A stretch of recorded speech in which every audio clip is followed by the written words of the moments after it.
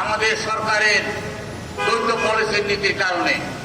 আমাদের সরকার বিরোধী দলকে দমন করার জন্য, বিরোধী দলকে নিষ্পেষণ করার জন্য আড়ি পাতার যন্ত্র হতে আরম্ভ করে কিভাবে খুন করা যায় তার দীক্ষা যেমন ইসরায়েল থেকে নিচ্ছে, ঠিক তেমনি আবার মৌখিকভাবে তারা প্রমাণ করতে চাচ্ছে যে তারা ইসরায়েলের এই হামলার বিরুদ্ধে। কিন্তু আমরা চাই আমরা সম্মিলিতভাবে সমস্ত মুসলিম উম্মাহ আজকে প্যালেস্টাইনের পক্ষে আমরা কথা বলি। আমরা স্বপ্ন দেখি প্যালেস্টাইন একদিন মাথা উঁচু করে দাঁড়াবে, তাদের শিশুরা খেলবে, হাসবে। আজকে রক্তাক্ত ফিলিস্তিন আমাদের সকল আমাদের হৃদয়ে রক্তক্ষরণ করছে।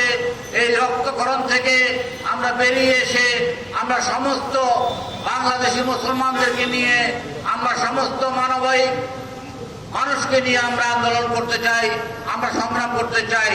সত্যিকার অর্থে বাংলাদেশে যেভাবে প্রতিবাদ হওয়ার কথা ছিল, যেভাবে প্রতিরোধ করার দরকার ছিল, আমরা সেটা করতে পারি নাই। এবি পার্টিকে ধন্যবাদ। এবি পার্টি আজকে এই প্রতিবাদ সভা আয়োজন করেছে। এই প্রতিবাদ সভা থেকে বিভিন্ন রাজনৈতিক দলের কাছে একটি বার্তা পৌঁছে দেওয়ার চেষ্টা করছে। আমরা যদি সবাই সম্মিলিতভাবে আমরা এই প্রতিবাদে সামিল হই, তাহলে হয়তো বিশ্ব বিবেক জাগ্রত হবে। বিশ্ব বিবেক জাগ্রত হলে ইনশাআল্লাহ একদিন এই ফিলিস্তিনের এই শিশুরা হাসবে, খেলবে, নারীরা তাদের অধিকার নিয়ে চলাফেরা করতে পারবে এবং আমরা সেই যে স্বপ্ন দেখছি সেই স্বপ্ন পূরণ হবে। আপনাদের সবাইকে ধন্যবাদ। এবি পার্টিকে আন্তরিক ধন্যবাদ।